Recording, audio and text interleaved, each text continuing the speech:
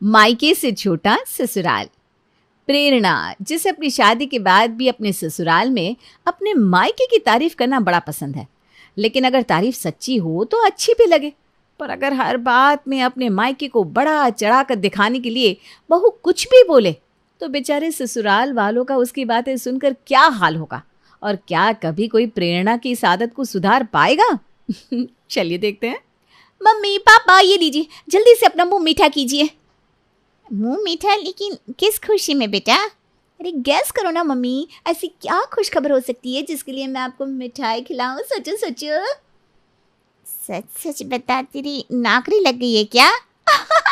वाह मम्मी, क्या गैस किया है। पूरे खानदान में 23 साल में आज तक किसी की नौकरी नहीं लगी। इतनी कम उम्र में आपकी बेटी को इस सरकारी नौकरी मिल गई है। ये लो भाभी, आप भी इस बात पर मुंह मीठा करो।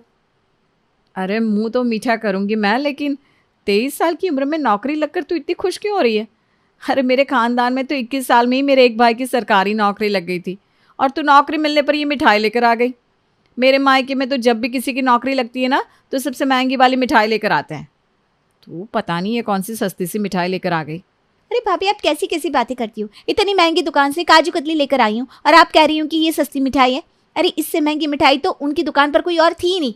मुझे तो ये समझ में नहीं आता, इससे महंगी मिठाई आपके मायके वाले और कौन सी लेकर आते होंगे? आप मुझे बता दो, मैं भी लेकर आ जाऊंगी। अरे रहने दे, यहाँ की दुकानों पर ना वो मिठाई मिलती नहीं। उस मिठाई पर तो ऊपर सोने का वर्क होता है, और चांदी के वर्क वाली मिठाई तो मेरे घर वाले खाते ही नहीं। लेकिन यहाँ पर आकर तो सब कुछ बदल ही गया। जब से मैं शादी करके यहाँ आई हूँ तब से सोने के वर्क वाली मिठाई खाए हुए ज़माना हो गया। अरे मेरे मायके वाले तो सोने को अपने सामने पिघलवा कर उससे सोने का वर्क बनवाते थे और उसके बाद उसे मिठाई पर लगा कर खाते थे। क्या? अरे बेटा, तू कहाँ इससे बहस कर रही है? एक ये और इसके मायके वाले, ये तो कभी अपनी बात से ऊपर किसी को आने ही नहीं देगी। आज इतनी खुशी का मौका है तो मैं खाने में आज पनीर बनवाती हूँ। तुझे कढ़ाई पनीर बहुत पसंद है ना? हाँ माँ, बहुत दिनों से खाया भी नहीं है। आज आप मेरे लिए अपने हाथों से कढ़ाई पनीर बनवाइए ना। हाँ हाँ ज़रूर बेटा, क्यों नहीं। अरे ये क्या, अभी तो आप सभी लोग इतने खुश हो रहे थे कि रक्षिता की सरकारी नौकरी लग गई है, और इतनी खुशी के मौके पर भी आप घर पर खाना बना रहे हो? अरे जब मेरे मायके में कोई खुशी का मौका होता था तो हम तो घर पर हलवाई बिठाते थे। जब मेरे भैया की सरकारी नौकरी लगी थी ना तो हमने तो पूरे गांव को खाना खिलाया था, और खाना बनाने के लिए पूरे 15 हलवाई आए थे, और मिठाई बनवाने के लिए तो अलग से हलवाई मंगवाए थे। अब क्या बताएं बेटा, तेरे मायके वालों की तो बात ही अलग है। नौकरी लगने पर पूरे गांव को खाना खिला दिया। तब तो तेरी शादी में पूरे जिले का खाना करना चाहिए था, लेकिन शादी में हमें ज़्यादा लोग तो दिखे नहीं। वो क्या है ना, मुझे ज़्यादा दिखावा पसंद नहीं है, इसलिए मैंने अपने मम्मी पापा को मना कर दिया था कि मेरी शादी में ज़्यादा लोगों को बुलाना मत, वरना तो मेरी शादी में एक जिले के लोग क्यों 10-15 जिले के लोग आ जाते। लेकिन मैंने मना कर दिया, इसीलिए शादी में ज़्यादा लोगों को न्योता नहीं दिया। वैसे भाभी, अगर आप 10-15 जिले के लोगों को शादी में बुलाती तो उन्हें बिठाती कहाँ? उन्हें बिठाने के लिए भी तो फिर 10-15 जिले लगते ना। अरे तो क्या हुआ, मैं कहती तो मेरे पापा उसका भी इंतज़ाम कर देते। प्रेरणा की ये बात सुनकर तो बेचारी रक्षिता भी चुप हो जाती है। बाप रे बाप, ये भी कमाल की खतरनाक है। इनके पास तो अपने मायके वालों की बढ़ाई करने के लिए हर चीज़ का जवाब है। इसी तरह समय गुजरता है, लेकिन समय के साथ प्रेरणा की आदत तो और ज़्यादा खराब होती जाती है। रक्षिता भी अब शादी करके अपने ससुराल चली जाती है। प्रेरणा अपने ससुराल वालों के सामने अपने मायके वालों की तारीफों के पुल बांध बांध कर उनका दिमाग और ख़राब कर देती। वैसे आज के घरों के हिसाब से तो हमारा घर बहुत खुला है। घर में पूरे 5 कमरे हैं, वरना आजकल के घरों में ना लोग 2 कमरे से ज़्यादा बनवा ही नहीं पाते। घर की जगह आजकल इतनी कम हो गई है, यहाँ पर तो हमारा घर ही सबसे बड़ा है। अरे कहाँ माँ जी, 5 कमरों का घर कहाँ बड़ा होता है? मेरे मायके में देखा है आपने, पूरे 8 कमरे हैं। हाँ, और वो भी इन कमरों से 3 गुना बड़े। एक एक कमरे के अंदर 4-4 डबल बेड आ जाए, इतने बड़े कमरे हैं। और हमारे घर के कमरों में तो एक डबल बेड आ जाए, वही बड़ी बात है। अच्छा किया हमारे घर को देखकर तुम अपने साथ डबल बेड लेकर नहीं आई। हमारे कमरे छोटे हैं ना, इसलिए तुम्हारे पापा ने तुम्हें सिंगल बेड दे दिया। हाँ, मेरे पापा तो मुझे 5 डबल बेड देने वाले थे। वो कह रहे थे, बेटा तेरे ससुराल में पूरे 5 कमरे हैं तो मैं हर कमरे के हिसाब से तुझे एक एक डबल बेड दे देता हूँ। लेकिन जब उन्होंने आपका घर देखा ना तो बोले, बेटा इनके कमरे तो कितने छोटे हैं और कमरों के अंदर सामान भी उन्होंने ठूस ठूस कर भर रखा है, इसलिए 5 डबल बेड को छोड़ और ये सिंगल बेड ही ले जा, वरना अगर तू 5 डबल बेड ले गई तो उन लोगों को नया घर खरीदना पड़ जाएगा। हाँ, बस आपका भला सोच कर ही ना मैं अपने साथ 5 डबल बेड लेकर नहीं आई। कितनी अच्छी हो ना तुम प्रेरणा, हमेशा हमारा कितना भला सोचती हो। बेचारा प्रीतम भी उसकी बात का जवाब देते हुए यही कह पाता है। कुछ दिन बाद, अरे कल भी फ्रिज में इतना सारा दूध बचा हुआ था और आज भी फ्रिज में इतना सारा दूध बचा हुआ है। अरे जब घर में इतना दूध है तो ये लोग दूध पी क्यों नहीं लेते? ए बहू जरा यहाँ आना। आई माँ जी। कहिए माँ जी, क्या हुआ? बेटा घर पर ये इतना सारा दूध बचा हुआ है, इसे पी लो ना, या फिर इससे कुछ बनवा लो। मैं जब भी फ्रिज में देखती हूँ इतना सारा दूध बचा हुआ रहता है। तुम तो कहती हो कि शादी से पहले मैं अपने मायके में इतना इतना दूध पी जाती थी और यहाँ पर तो तुमसे दूध की एक घूंट भी नहीं भरी जाती। अब क्या करूँ माँ जी, मैं जैसे ही इतने से दूध की तरफ देखती हूँ मेरा दूध पीने का मन ही नहीं करता। क्या मतलब? मतलब ये कि माँ जी यहाँ पर सिर्फ 2-3 लीटर दूध रहता है। इतना थोड़ा सा दूध देखकर मुझे ऐसा लगता है कि अगर मैंने दूध पी लिया और दूध खत्म हो गया तो मैं सबके लिए चाय कैसे बनाऊंगी। मेरे मायके में तो मेरे पापा एक बार में पूरा 5-5 लीटर दूध लेकर आते थे, इसलिए इतना सारा दूध देखकर ना मेरा अपने आप ही दूध पीने का मन करता था। अच्छा, तो मतलब अगर हम 5 लीटर दूध लेना शुरू करेंगे तब तू घर में दूध पीना शुरू करेगी? बेटा तू और तेरे मायके वाले की बातें अब तो मेरे सर के ऊपर से जाने लगी है। अब तो मुझे तेरे साथ कोई बहस ही नहीं करनी। ये सब छोड़ और शाम के लिए खाना बना ले। मैंने दुकान से आधा किलो पनीर लाकर फ्रिज में रख दिया है और मटर पनीर की सब्जी बना देना। क्या माँ जी, सिर्फ आधा किलो पनीर? अरे इतने से पनीर में बनाऊँ क्या?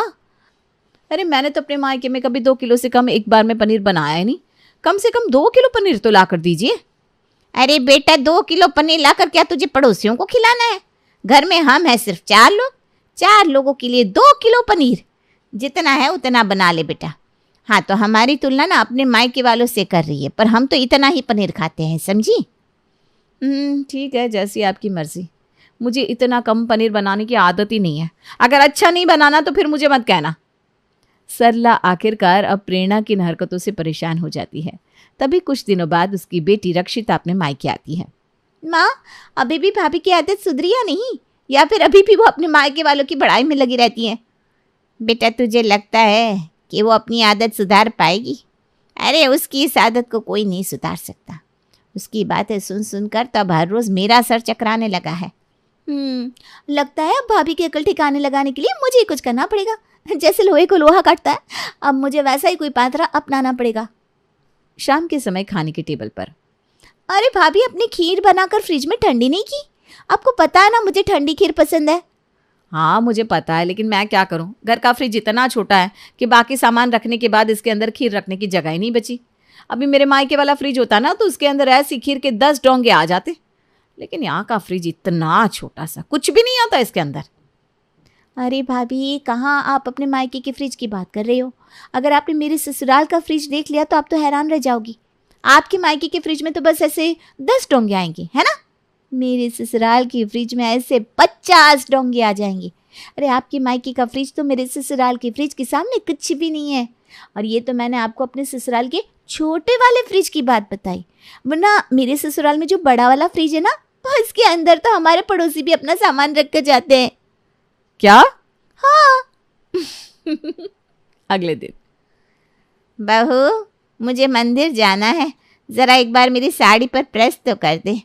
मैं खुद ही कर लेती, लेकिन मुझे नहाने में थोड़ी देर हो गई। यहाँ पर बिना सब काम खुद ही करना पड़ता है। मेरे मायके में तो मेरे पापा जी ने घर का काम करने के लिए नौकरों को रखा हुआ था। हमारे घर में ना अलग अलग काम करने के लिए पूरे 5 नौकर थे। और कहाँ ये मेरी किस्मत कि अब मुझे प्रेस करने जैसे काम भी खुद करने पड़ते हैं। मन तो करता है अपने पापा जी को बोलकर 5 नौकर को यहीं बुला लूं, लेकिन आपका घर इतना बड़ा है भी नहीं कि यहाँ पर 5 नौकर काम कर सके। अरे भाभी, आपके मायके में बस 5 ही नौकर काम करते थे? मैं तो सोचती थी आपका मायका इतना बड़ा है तो कम से कम आपकी यहाँ पर 15-20 नौकर तो काम करते ही होंगे। इसका मतलब फिर आपका मायका ना मेरे ससुराल से छोटा है। क्योंकि मेरे ससुराल में मेरे ससुर जी ने काम करने के लिए पूरे 40 नौकर रखे हैं, हर काम को करने के लिए अलग अलग नौकर। अरे वहाँ पर तो कोई मुझे एक जूठा ग्लास भी उठाने नहीं देता, क्योंकि जूठा ग्लास उठाने के लिए भी अलग नौकर है। कुछ भी हो भाभी, मेरे ससुराल वाले हैं बहुत अमीर, वरना घर में 40 नौकर भला कौन रखता है बताइए। 40 नौकर? हाँ भाभी, बस 40 ही रह गए, वरना मेरे ससुर जी ने तो पहले 50 नौकर रखे थे, लेकिन उनमें से 10 नौकर ना बूढ़े हो गए, तो पापा जी ने उन्हें रिटायर कर दिया, और उनके रिटायरमेंट के बाद हर महीने उन्हें पूरी पेंशन जाएगी। आपके मायके वाले भी नौकरों को रिटायर करके उन्हें पेंशन देते हैं या नहीं? देखो, अगर नहीं देते ना तो ये बहुत गलत बात है। उन लोगों ने इतने साल तक आपके घर पर काम किया, तो उन्हें पेंशन देनी तो बनती है ना। हाँ हाँ हाँ। जो हाल हमेशा प्रेरणा की बातें सुनकर बाकी सबका होता था, वो हाल आज रक्षिता की बातें सुनकर प्रेरणा का हो रहा था। रक्षिता की बातें सुनकर आज तो प्रेरणा को समझ में नहीं आ रहा था कि वो उसे बोले तो क्या बोले। रक्षिता ने तो आज प्रेरणा के मुंह पर जैसे ताला ही लगा दिया था। अब प्रेरणा को रक्षिता को दिखाने के लिए कुछ मिल नहीं रहा था, तो रात को खाने के टेबल पर अपने मायके वालों की बड़ाई करने के लिए वो कहती है, ये डाइनिंग टेबल कितना छोटा है। मेरे मायके में इतना बड़ा डाइनिंग टेबल था कि उस पर एक साथ 20 लोग बैठकर खाना खा सकते थे, लेकिन इस डाइनिंग टेबल पर तो 6 लोग से ज़्यादा खाना ही नहीं खा सकते। अरे बेटा, जब रक्षिता की शादी नहीं हुई थी तो हम घर में 5 लोग थे। अब इसकी शादी हो गई तो घर में हम 4 लोग रह गए। तो घर में इतना बड़ा डाइनिंग टेबल लाने की क्या ज़रूरत? घर में अगर ज़्यादा लोग होंगे तभी तो बड़ा डाइनिंग टेबल लेकर आएंगे ना। अरे नहीं माँ, भाभी बिल्कुल ठीक कह रही है। ऐसे तो मेरे ससुराल में भी मेरी सासू माँ, ससुर जी, निशान जी हैं। मेरी ननद की भी शादी हो चुकी है, लेकिन उसके बाद भी मेरे ससुराल में पूरे 60 लोगों के बैठने वाला डाइनिंग टेबल है। क्या 60 लोग? लेकिन आपके ससुराल में इतने बड़े डाइनिंग टेबल का आप करते क्या हो? अरे भाभी, मैंने आपको बताया तो था, मेरे ससुराल में मेरे ससुर जी ने पूरे 50 नौकर रखे थे। तो पापा जी का मानना है कि घर में काम करने वाले लोग भी हमारे साथ ही बैठकर खाना खाएं। और अब उनमें से 10 नौकर रिटायर हो गए, तो हमने अब डाइनिंग टेबल को घटाकर 50 लोगों के बैठने जितना करवा दिया। वरना आगे आने वाले समय में अगर घर में काम करने वाले लोग बढ़ेंगे तो हम फिर से अपना डाइनिंग टेबल बड़ा करवा लेंगे। वैसे भी ससुर जी अब उससे भी बड़ा डाइनिंग टेबल लेने की बात कर रहे थे। अभी तक तो फिर भी रक्षिता ने बातों में थोड़ी कसर छोड़ी थी, लेकिन ये बात बोलकर तो उसने प्रेरणा का मुंह बिल्कुल ही बंद करवा दिया। खाना खाने के बाद अब बस आखिरी टास्क बाकी है, वो भी मैं कल तक कंप्लीट कर दूंगी। अब बस आप कल का वेट करो भाभी। अगले दिन प्रेरणा खाना बनाकर टेबल पर सर्व कर रही थी, तभी उसके सामने उसके भैया भाभी आ जाते हैं। अरे भैया भाभी, आप यहाँ? हाँ भाभी, खुश हो गई ना आप? मैंने सोचा आज आपके भैया भाभी को यहाँ बुलाकर आपको सरप्राइज दे दूँ। कैसा लगा आपको मेरा सरप्राइज? बहुत अच्छा। अच्छा भाभी, अब सब लोग आ ही गए हैं तो आप सबके लिए खाना लगा दीजिए ना। प्रेरणा सभी के लिए खाना लगाती है। और बताइए, आपके घर के नौकर ठीक से घर का सारा काम तो करते हैं ना? अगर वो ठीक से काम नहीं करते तो मैं अपने ससुराल से थोड़े नौकर वहाँ भेज दूँ। नौकर? कौन से नौकर? हमारे घर में तो कोई नौकर नहीं है, घर का सारा काम तो मैं ही करती हूँ। अच्छा, तो फिर शायद आपकी शादी से पहले घर में नौकर काम करते होंगे। आपकी शादी होने के बाद घर से नौकरों को हटा दिया होगा। अरे कौन से नौकर रक्षिता, हमारे घर में तो एक भी नौकर नहीं है, और ना ही पहले कोई नौकर था। शादी से पहले मम्मी और प्रेरणा घर का काम करते थे, अब मम्मी और प्रिया घर का काम करते हैं। लेकिन बेटा, तुम्हारे घर में तो 8 कमरे हैं, वो भी इतने बड़े बड़े, और घर में इतना सारा सामान भी है, तो बिना नौकरों के इतना सारा काम बेचारी प्रिया और समधन जी कैसे संभालते हैं? 8 कमरे?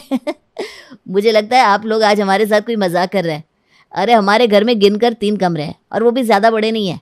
एक कमरा मेरा और प्रिया का, दूसरा मम्मी पापा का, और तीसरा जो पहले प्रेरणा का था, अब उसकी शादी के बाद हमने उस कमरे को स्टोर रूम बना दिया है।